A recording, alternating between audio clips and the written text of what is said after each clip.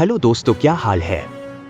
आज तारीख है 16 अगस्त, दिन शुक्रवार, हिंदी तिथि एकादशी। और आइए बात करते हैं आज की मुख्य समाचार में दिन भर की 50 बड़ी खबरों पर नजर डालते हैं। नरेंद्र मोदी ने 78वें स्वतंत्रता दिवस के अवसर पर लाल किले की प्राचीर से देशवासियों को किया संबोधित। प्रधानमंत्री नरेंद्र मोदी ने आज 78वें स्वतंत्रता दिवस के अवसर पर लाल किले की प्राचीर से देशवासियों को संबोधित किया। अपने संबोधन में उन जवानों के बलिदान को याद किया जिन्होंने देश की सुरक्षा के लिए अपने प्राण न्योछावर कर दिए।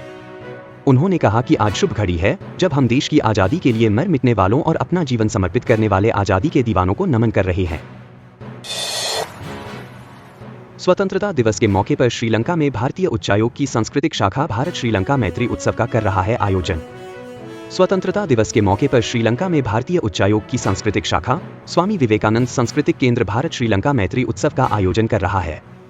आज शाम कोलंबो के इंडिपेंडेंस स्क्वायर पर इस उत्सव का उद्घाटन होगा। 4 दिनों तक चलने वाले इस कार्यक्रम में हस्तशिल्प मेला, खाद्य उत्सव और सांस्कृतिक कार्यक्रमों के प्रदर्शन होंगे। विश्व स्वास्थ्य संगठन ने एमपॉक्स को लगातार दूसरे वर्ष वैश्विक स्वास्थ्य आपदा किया घोषित। विश्व स्वास्थ्य संगठन ने एमपॉक्स को लगातार दूसरे वर्ष वैश्विक स्वास्थ्य आपदा घोषित किया है। इस वायरल संक्रमण की शुरुआत अफ्रीकी देश कांगो से हुई थी, जो बाद में पड़ोसी देशों बुरुंडी, केन्या, रवांडा और युगांडा में फैल गई। एमपॉक्स संक्रमित व्यक्ति के संपर्क में आने से फैलने वाला रोग है। कुछ मामलों में यह जानलेवा भी हो सकता है। एमपॉक्स पीड़ित व्यक्ति में बुखार और फुंसी की समस्या होती है। संगठन के निदेशक ने कहा है कि एमपॉक्स से निपटने के लिए अंतर्राष्ट्रीय स्तर पर सहयोग की आवश्यकता है। संगठन ने फिलहाल इसके लिए $15 लाख जारी किए हैं। इस वर्ष अफ्रीकी महाद्वीप में एमपॉक्स के 17,000 से अधिक संदिग्ध मामलों और 500 से अधिक मौतों को देखते हुए अफ्रीकी स्वास्थ्य संगठन ने इसे आपदा घोषित किया था। देश के 3 और स्थानों को रामसर स्थल किया गया घोषित। देश के 3 और स्थानों को रामसर स्थल घोषित किया गया है। इनमें तमिलनाडु के नांजरायन और काजुवेली पक्षी विहार और मध्य प्रदेश का तवा जलाशय शामिल है। इसके साथ ही देश में रामसर स्थलों की संख्या 85 हो गई है। पर्यावरण, वन और जलवायु परिवर्तन मंत्री भूपेंद्र यादव ने सोशल मीडिया पोस्ट में कहा कि यह कदम प्रकृति के साथ तादाद में बिठाने पर जोर देने की प्रधानमंत्री नरेंद्र मोदी की भावना के अनुरूप है। प्रधानमंत्री मोदी ने इसे देश के लिए प्रसन्नता का अवसर बताया है। उन्होंने कहा कि केंद्र सरकार प्रकृति के साथ तारतम्य बिठाकर विकास करने को प्राथमिकता दे रही है। श्री मोदी ने मध्य प्रदेश और तमिलनाडु की जनता को बधाई दी और कहा कि उनकी सरकार भविष्य में भी इस दिशा में कदम उठाना जारी रखेगी। वकीलों के अखिल भारतीय संगठन ने कहा कि हिंडनबर्ग रिपोर्ट देश की आर्थिक प्रगति में व्यवधान पहुंचाने की अंतर्राष्ट्रीय साजिश है। वकीलों के अखिल भारतीय संगठन ने कहा है कि हिंडनबर्ग रिपोर्ट देश की आर्थिक प्रगति में व्यवधान पहुंचाने की अंतर्राष्ट्रीय साजिश है। संगठन ने केंद्र सरकार को पत्र लिखकर कहा है कि इस रिपोर्ट के मूल प्रयोजन और प्रभाव की व्यापक जांच की जानी चाहिए। संगठन ने दावा किया है कि यह रिपोर्ट भारत विरोधियों के अंतर्राष्ट्रीय प्रयास का हिस्सा है और एक ऐसे समय में जारी की गई है जब देश में आर्थिक प्रगति और स्थिरता का माहौल है। संगठन के अध्यक्ष आदित्य सिंह अग्रवाल ने आरोप लगाया कि हिंडनबर्ग रिपोर्ट शत्रु देशों की रणनीति का हिस्सा हो सकती है ताकि केंद्र सरकार और देश के बड़े उद्यमों की छवि खराब हो। रक्षाबंधन पर बहनें करेंगी बसों में निःशुल्क यात्रा, आदेश जारी, इप्सो में भी मिलेगी सुविधा। रक्षाबंधन पर रोडवेज बसों से इस बार भी बहनें निःशुल्क यात्रा करेंगी। यह सुविधा परिवहन निगम की सभी श्रेणियों की बसों में लागू होगी। प्रदेश सरकार ने 18 अगस्त की रात 12 बजे से 19 अगस्त की रात 12 बजे तक निःशुल्क यात्रा का आदेश जारी किया है। साथ ही शहर में संचालित इप्सो में भी मुफ्त यात्रा की सुविधा प्रदान की गई है। अलीगढ़ में सस्ता हुआ इप्सो का सफर, यह नया किराया 16 अगस्त से होगा लागू। स्वतंत्रता दिवस पर शहरवासियों को एक और सौगात मिली है। अलीगढ़ महानगर में संचालित इप्सो इलेक्ट्रिक बस का न्यूनतम किराया 10 रुपए कर दिया गया है। पहले यह किराया 0 से 0.3 किलोमीटर का 12 रुपए था। अब 0 से 0.4 किलोमीटर तक का किराया 10 रुपए है। किराए में 2 से 5 रुपए तक कमी की गई। सीएम योगी ने फहराया झंडा, बोले प्रगति, सुरक्षा और खुशहाली की यात्रा पर बढ़ चला है प्रदेश। देश के 78वें स्वाधीनता दिवस के अवसर पर उत्तर प्रदेश के मुख्यमंत्री योगी आदित्यनाथ ने प्रदेशवासियों से पंचप्रण का पालन करने का आह्वान किया। गुरुवार को अपने सरकारी आवास में ध्वजारोहण के अवसर पर सीएम योगी ने प्रदेशवासियों को बधाई देते हुए कहा कि देश को स्वतंत्रता कोई एक दिन में प्राप्त नहीं हुई थी। वर्षों की गुलामी से मिली आजादी पीढ़ियों के संघर्ष का परिणाम है। सोनभद्र में आईसीएमआर गोरखपुर की टीम खोज रही मलेरिया की दवा, बीमारी फैलाने वाले मच्छरों की पहचान पर शोध।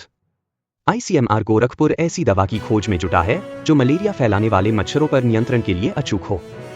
इसके लिए ICMR की टीम लगातार सोनभद्र में डटी हुई है। अलग अलग गांवों में जाकर वहां मच्छर पनपने के कारणों, उनके लार्वा और इंसान पर उसके असर का सैंपल जुटा रही है। लैब में इसके अध्ययन के बाद कोई ठोस नतीजा निकलेगा।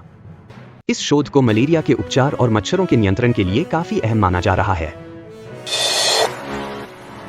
रेल यात्री ध्यान दें, झूसी और रामबाग स्टेशन पर 23 अगस्त तक नहीं रुकेंगी 17 ट्रेनें। प्रयागराज रामबाग रेलखंड के घूसी और रामबाग स्टेशन पर 23 अगस्त तक लंबी दूरी वाली 17 ट्रेनें नहीं रुकेंगी।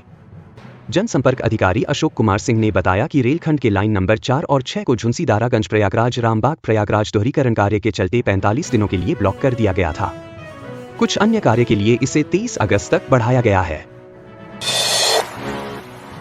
मोबाइल पर पता चल जाएंगी कमिश्नरेट अदालतों की तारीखें, लॉन्च किया CCMS पोर्टल। आगरा कमिश्नरेट की अदालतों में अब लोगों को तारीखों की जानकारी एक क्लिक पर मोबाइल पर ही मिल जाएगी। वाद की स्थिति का भी पता कर सकेंगे। अदालतों के चक्कर नहीं काटने पड़ेंगे। स्वतंत्रता दिवस से एक दिन पहले पुलिस आयुक्त जे रविंदर गौड़ ने कमिश्नरेट कोर्ट्स मॉनिटरिंग सिस्टम की शुरुआत की। बुधवार को पुलिस लाइन में आयोजित कार्यक्रम में पोर्टल और वेबसाइट को लॉन्च किया गया। पुलिस आयुक्त ने बताया कि कमिश्नरेट कोर्ट्स मॉनिटरिंग सिस्टम जनता की सुविधा के लिए तैयार किया गया है। वर्तमान में पुलिस आयुक्त, अपर पुलिस आयुक्त, पुलिस उपायुक्त और सहायक पुलिस आयुक्तों को मिलाकर 19 कोर्ट हैं, जिनमें 10,000 वाद चल रहे हैं। इनसे 50,000 लोग जुड़े हैं। स्वतंत्रता दिवस पर मायावती बोली, हर हाथ को काम देकर वेलफेयर स्टेट की भूमिका निभाए सरकार। बहुजन समाज पार्टी की राष्ट्रीय अध्यक्ष एवं पूर्व मुख्यमंत्री मायावती ने 78वें स्वतंत्रता दिवस पर देश विदेश में रहने वाले सभी भारतीयों को बधाई देते हुए कहा कि यह दिन देश के करीब 140 करोड़ बहुजनों के लिए तभी विशेष होगा जब वे दरिद्रता से मुक्ति पाएंगे, अपने परिवार का जीवन खुशहाल कर सकेंगे, जिससे देश का सम्मान भी बढ़ेगा। यह तभी होगा जब केंद्र व यूपी सरकार की सोच हर हाथ को काम देने वाली हो, जैसा यूपी में 4 बार रही बसपा सरकार में करके दिखाया गया। रात को घर में घुसा जीजा, साली से करने लगा ऐसी डिमांड, विरोध करने पर की दिल कंपाने वाली क्रूरता।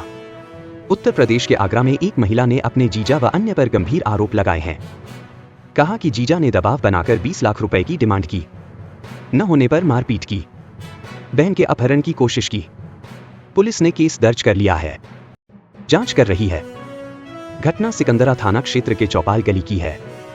यहाँ की निवासी रोहिणी ने पुलिस को बताया कि 1 जुलाई की रात 9 बजे फराह मथुरा निवासी हिमवीर सिंह, कोसी निवासी दिगंबर सिंह और नीरज नाम की महिला के साथ अन्य लोग लाठी डंडे लेकर घर में घुस आए। मां प्रेमवती से गाली गलौज की।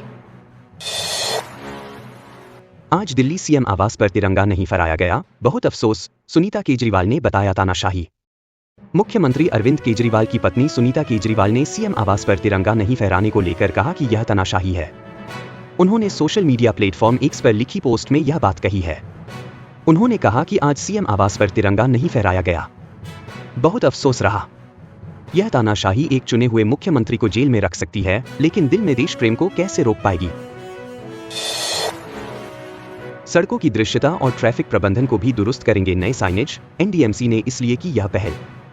नई दिल्ली इलाके की समस्त सड़कों पर जल्द ही विदेशी शहरों जैसे साइनेज देखने को मिलेंगे। NDMC ने इस संबंध में एक योजना तैयार की है। इसके तहत 18 करोड़ रुपए की लागत से 6,500 नए साइनेज लगाए जाएंगे। इस योजना का उद्देश्य नई दिल्ली की सड़क व्यवस्था और दिशा संकेतों को अंतर्राष्ट्रीय मानकों के अनुरूप सुधारना है। इस पहल से न केवल स्थानीय निवासियों को, बल्कि देश विदेश के पर्यटकों को भी सुविधा मिलेगी। करोल बाग में गारमेंट फैक्ट्री में लगी आग, काबू पाने के दौरान फटा LPG सिलेंडर, 6 दमकल कर्मी झुलसे। मध्य दिल्ली के करोल बाग में बुधवार दोपहर गारमेंट फैक्ट्री में अचानक आग लग गई। देखते ही देखते आग पूरी फैक्ट्री में फैल गई।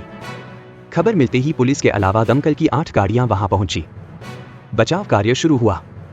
गनीमत यह रही कि आग लगते ही फैक्ट्री में मौजूद लोगों ने इमारत को छोड़ दिया था। डॉक्टरों की हड़ताल से हाहाकार, मरीज हुए परेशान, फैकल्टी से संभाला मोर्चा, OPD रही प्रभावित, कई सर्जरी टली। कोलकाता के RG कर मेडिकल कॉलेज व अस्पताल में हुई डॉक्टर की हत्या के विरोध में डॉक्टरों ने अनिश्चितकालीन हड़ताल शुरू कर दी है। सोमवार को आपातकालीन सेवाओं को छोड़कर रेजिडेंट डॉक्टरों ने अन्य किसी भी जगह पर अपनी सेवाएं नहीं दी। ऐसे में मरीजों को पर्ची बनाने के बाद भी भटकना पड़ा। हालांकि मरीजों की समस्या को देखते हुए वरिष्ठ संकाय ने मोर्चा संभाला, लेकिन इनकी संख्या कम रहने के कारण मरीजों को अपनी बारी के लिए घंटों इंतजार करना पड़ा। फर्जी आदेश से 5 लोगों के नाम चढ़ा दी 260 करोड़ की जमीन, अभिलेख अधिकारी की जांच में खुलासा। नोएडा के सेक्टर 135 स्थित नंगली नंगला गांव की फर्जीवाड़ा कर 13,000 वर्ग मीटर जमीन 5 लोगों के नाम दर्ज कर दी गई। जमीन की कीमत करीब 260 करोड़ रुपए है। करीब 1 साल बाद फर्जीवाड़ा सामने आने पर गांव के सभी लेखपाल ने सहायक अभिलेख अधिकारी की कोर्ट के तत्कालीन पेशकार व पूर्व लेखपाल दीपक शर्मा के खिलाफ सूरजपुर कोतवाली में शिकायत दी है। आरोप है कि मामले में पेशकार ने फर्जी आदेश तैयार किया था, जबकि कार्यालय में उस आदेश की कोई फाइल नहीं मिली। डिप्टी सीएम विजय सिन्हा बोले, अपराध नियंत्रण पर काम करना सरकार की सर्वोच्च प्राथमिकता। 78वें स्वतंत्रता दिवस के मौके पर डिप्टी सीएम विजय कुमार सिन्हा ने शहीद खुदीराम बोस स्टेडियम में तिरंगा झंडा फहराया।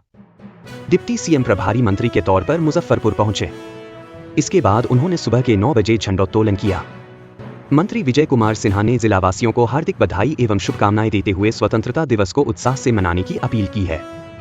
डिप्टी सीएम ने बाबा गरीबनाथ की धरती को नमन करते हुए कहा कि महापुरुषों ने मुजफ्फरपुर में संगीत एवं समाज कल्याण के क्षेत्र में और विश्वसनीय योगदान दिया है। चुनाव से पहले 34 लाख रोजगार देने जा रहे सीएम नीतीश कुमार ने किया यह ऐलान, कहा अब तक इतना दे चुके। बिहार में बहार है, नीतीश कुमार है, जनता दल यूनाइटेड जदयू का यह नारा आज फिर से चर्चा है। कारण मुख्यमंत्री नीतीश कुमार का बड़ा ऐलान है। 78वें स्वतंत्रता दिवस के अवसर पर सीएम नीतीश कुमार गांधी मैदान से बिहार के युवाओं से बड़ा वादा कर दिया है। उन्होंने चुनाव से पहले 34 लाख रोजगार की बात कह दी है। मुख्यमंत्री ने कहा कि साल 2022 में हमने 10 लाख लोगों को नौकरी देने की बात कही थी। इसमें में अब तक 5,16,000 नौकरियां दी जा चुकी है। अब अगले साल चुनाव से पहले बिहार सरकार 10 की जगह 12 लाख नौकरी देगी। इसी तरह हमने 10 लाख रोजगार की भी बात कही थी। पिछले 4 साल में 24 लाख रोजगार दिया जा चुका है। अब और इसे बढ़ाकर 10 लाख देने का लक्ष्य रखा गया है। इस तरह हम चुनाव से पहले 34 लाख रोजगार देने जा रहे हैं। तिरंगे से हुआ बाबा गरीबनाथ का श्रृंगार, हर हर महादेव के साथ भारत माता के जयकारे लगा रहे भक्त। स्वतंत्रता दिवस की पूर्व संध्या पर बिहार की बाबा नगरी गरीबनाथ धाम तिरंगा से सराबोर हो गया। भक्तों ने तिरंगे से बाबा का श्रृंगार किया। अनोखी छठा बिखेर रहे बाबा गरीबनाथ धाम में लोगों की भीड़ उमड़ पड़ी। पग पग पर लगाया गए तिरंगे ने बाबा की नगरी का दृश्य मनोरम बना दिया। मंदिर प्रशासन के इस अनोखे प्रयास की खूब सराहना हो रही है। बाबा के गर्भगृह में लगाए गए कई तिरंगे झंडे देख भक्त भाव विभोर हो गए। सुपौल में मछली व्यापारी की हत्या, दरवाजे पर बैठे थे, अपराधियों ने गोली मारकर उतारा मौत के घाट। सुपौल में मछली व्यापारी की हत्या कर दी गई। सदर थाना के क्षेत्र के मलहनी गांव में बुधवार की रात 55 वर्षीय मछली व्यापारी को अपराधियों ने गोली मारकर मौत के घाट उतार दिया। व्यापारी को अज्ञात अपराधियों ने सीने में गोली मार दी। इसके बाद उसे परिजनों द्वारा आनन फानन में सदर अस्पताल लाया गया, लेकिन यहां डॉक्टरों ने उसे मृत घोषित कर दिया। इधर मौत की खबर सुनते ही परिवार में कोहराम मच गया। हत्या के कारणों का अब तक कोई स्पष्ट कारण सामने नहीं आया है। परिवार वालों ने पैसे के लेन देन में हत्या की आशंका जताई है। फिर 3 बच्चे डूबे, जहानाबाद में 5 छात्र नहाने के लिए नदी में कूदे, 2 बचे, 2 की लाश निकली, 1 की तलाश। जहानाबाद के टेहटा थाना क्षेत्र के गोई बीघा गांव में दर्दनाक घटना घट गई, जहां 3 छोटे छोटे स्कूली बच्चे जमुने नदी में डूब गए। आनन फानन में आसपास के लोगों की मदद से 2 बच्चों का शव बाहर निकाला गया, जबकि 1 बच्चे की तलाश करने में स्थानीय गोताखोर जोर शोर से जुटे हुए हैं। इस घटना की सूचना पाकर मृतक के परिजन घटनास्थल पर पहुंचकर पुलिस से फरियाद लगाई। उसके बाद पुलिस ने एसडीआरएफ की टीम को भी घटनास्थल पर बुलाया। पुलिस भी घटनास्थल पर तलाश में सहयोग करने में लगी हुई है। झुंझुनू के सबसे ऊंचे नेहरा पहाड़ पर आजादी का जश्न, 82 साल के बुजुर्ग फौजी ने चोटी पर लहराया तिरंगा। झुंझुनू में देश की आजादी का 78वां जश्न पहाड़ की सबसे ऊंची चोटी पर मनाया गया। गुरुवार को जिले की सबसे ऊंची चोटी नेहरा पहाड़ पर युवाओं के साथ साथ बुजुर्ग और रिटायर्ड कैप्टन मोहनलाल भी चढ़े और तिरंगा फहराया। झुंझुनू जिले में स्वतंत्रता दिवस का जोश युवाओं के साथ साथ बुजुर्गों में भी दिखाई दिया। 82 साल के बुजुर्ग और रिटायर्ड कैप्टन मोहनलाल भी जिले की सबसे ऊंची चोटी नेहरा पहाड़ पर युवाओं के साथ चढ़े और तिरंगा फहराया। नेहरा पहाड़ पर करीब 36 से अधिक युवाओं ने चढ़कर तिरंगा लहराया। इनमें पूर्व सैनिक भी शामिल रहे। अलवर में मीनाक्षी तेल ट्रेडिंग कंपनी पर खाद्य विभाग का छापा, लाखों का एक्सपायरी खाद्य तेल जब्त। अलवर की घी वाली गली में स्थित मीनाक्षी तेल ट्रेडिंग कंपनी पर गुरुवार को जयपुर से आई केंद्रीय टीम और अलवर खाद्य विभाग की टीम ने संयुक्त कार्रवाई की। 3 मंजिला बने इस गोदाम में विभिन्न ब्रांडों के तेल के हजारों टीन मिले। टीम ने लाखों रुपए का एक्सपायरी खाद्य तेल जब्त कर गोदाम को सील कर दिया। फूड विभाग की टीम के आने की खबर से बाजार में हड़कंप मच गया और कई दुकानदार अपनी दुकानें बंद कर भाग गए। जांच के दौरान टीम को गोदाम में विभिन्न ब्रांडों के हजारों टीन तेल मिला, जिनमें से कई एक्सपायरी डेट के थे। मरीज के साथ लोगों ने डॉक्टर को पीटा, जान से मारने की दी धमकी, जांच में जुटी पुलिस। जालौर जिले के भीनमाल में एक निजी अस्पताल के चिकित्सक के साथ कुछ लोगों ने मारपीट कर दी। मामला भीनमाल शहर के निजी अस्पताल भीनमाल हॉस्पिटल का है। यहां मरीज के साथ आए कुछ लोगों ने पहले तो मेडिकल कार्मिक से उलझकर का हंगामा खड़ा किया। इसके बाद जब समझाइश के लिए डॉक्टर पहुंचा तो डॉक्टर के साथ 3-4 युवकों ने मारपीट कर दी। नर्स हत्याकांड का खुलासा, मजदूर ने लूट के बाद किया था दुष्कर्म, फिर बेरहमी से दी थी मात। उत्तराखंड के रुद्रपुर में नर्स की हत्या के मामले का पुलिस ने बुधवार को खुलासा कर दिया। नर्स का कंकाल बीते दिनों यूपी की सीमा पर मिला था। पुलिस ने आरोपी को जोधपुर राजस्थान से गिरफ्तार किया है। एसएसपी मंजुनाथ टीसी ने बताया कि मजदूर धर्मेंद्र कुमार निवासी ग्राम तुरसापट्टी थाना साही बरेली ने नर्स के साथ दुष्कर्म किया था। इसके बाद उसके मोबाइल और 3000 रुपए लूटे थे। आरोपी ने नर्स का गला दबाकर हत्या कर दी थी और शव झाड़ियों में फेंक दिया था। पूर्वी राजस्थान और उत्तराखंड में बारिश का अलर्ट। देश में इस समय मानसून सक्रिय है, जिसके कारण कई राज्यों में भारी बारिश हो रही है। पूर्वी राजस्थान में बाढ़ जैसे हालात बन गए हैं। कई शहरों में पानी भर गया है। जयपुर में सड़कें और रेल पटरियां जलमग्न हो गई हैं, जबकि करौली में कई इलाकों में लोगों के घरों में पानी घुस गया है। एनडीआरएफ और एसडीआरएफ की टीमें राहत और बचाव कार्य में लगी हैं। मौसम विभाग ने बताया है कि अगले 4 से 5 दिनों तक पूर्वी राजस्थान, हिमाचल प्रदेश, उत्तराखंड, हरियाणा और उत्तर प्रदेश में बारिश का सिलसिला जारी रह सकता है। पश्चिमी और मध्य भारत में बारिश का पूर्वानुमान। पश्चिमी और मध्य भारत के लिए जारी पूर्वानुमान के अनुसार इस सप्ताह मध्यम दर्जे की बारिश हो सकती है। पश्चिमी मध्य प्रदेश, पूर्वी मध्य प्रदेश, छत्तीसगढ़ और गुजरात के क्षेत्रों में आज भारी बारिश होने की संभावना है। पूर्वी और उत्तर पूर्वी राज्यों में बारिश। पूर्वी और उत्तर पूर्वी भारत के लिए आईएमडी ने कहा है कि इस सप्ताह बारिश का दौर जारी रहेगा। 15 अगस्त को अरुणाचल प्रदेश के कुछ हिस्सों में भारी बारिश हो सकती है, जबकि असम, मेघालय, नागालैंड, मणिपुर, मिजोरम और त्रिपुरा में 17 अगस्त तक बारिश जारी रहेगी। उप हिमालयी पश्चिम बंगाल, गंगीय पश्चिम बंगाल, झारखंड, ओडिशा और बिहार में 14 से 18 अगस्त तक बारिश का सिलसिला चल सकता है। पार्वती बांध का गेट खोला गया। राजस्थान के धौलपुर जिले के सबसे बड़े पार्वती बांध के लबालब होने के बाद 2 गेट खोलकर पानी छोड़ा जा रहा है।